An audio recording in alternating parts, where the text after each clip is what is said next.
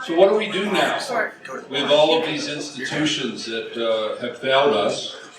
Well, we need to build them back with worn-out tools.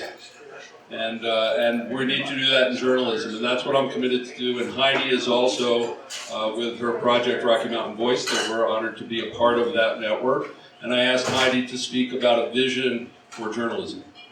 Heidi Ganahl. Thank you, Hon.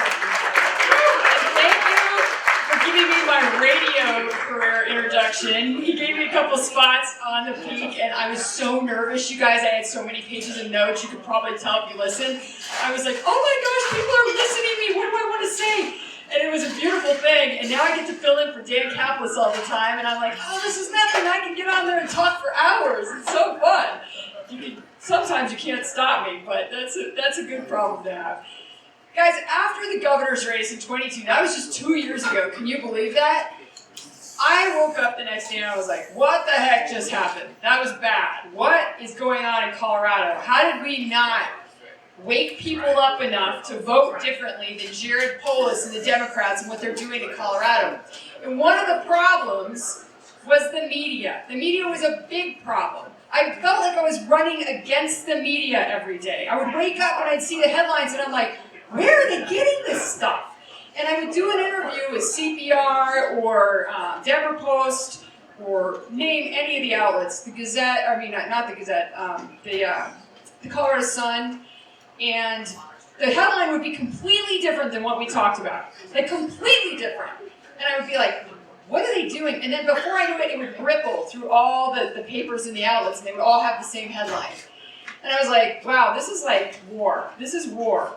And I didn't take it lightly. When I woke up the day after the election, I was like, this is a war we have to win. We can't win again in Colorado until we learn to play the game that they're playing.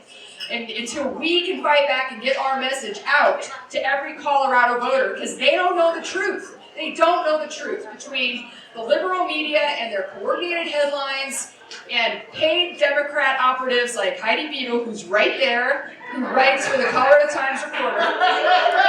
She's been stalking me since I first announced my race in 21.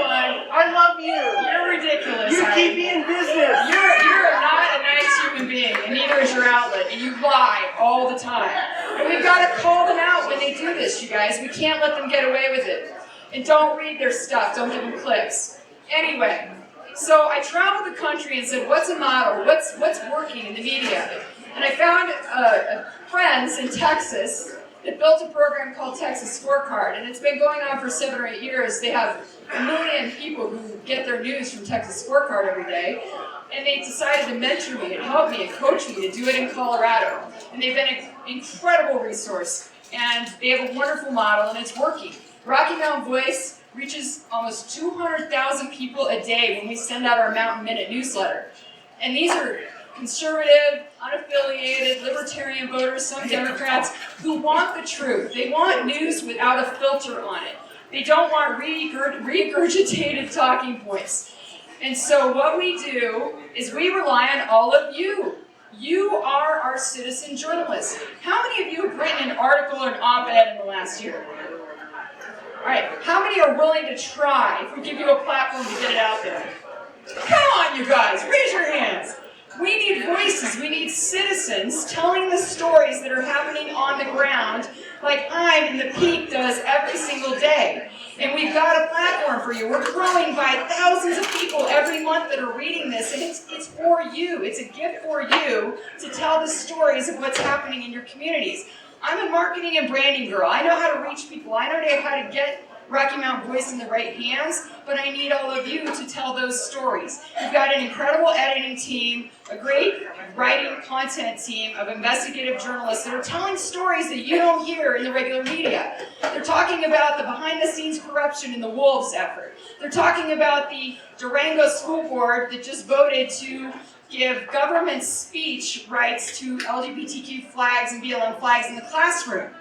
They're talking about the stories that are happening in Colorado Springs that you don't even read in the Gazette. But we need all of you to be the voices to tell us what's happening so that we can write those stories, and we'll help you do that. We're also relaunching Unleash, my podcast, next week, and we'll start to have video stories. We're doing lots of content on social media, but we need you to follow, we need you to share, we need you to help us grow. Our goal is to get to 1 million subscribers in the next few years, so that we drown out the liberal media and the people who are paid to write negative things about all of us. I'm and the Peak are a big part of that. We are a nonprofit news organization. We're a 501c3. We don't have ads, paywalls, sponsors. We don't charge you for the news.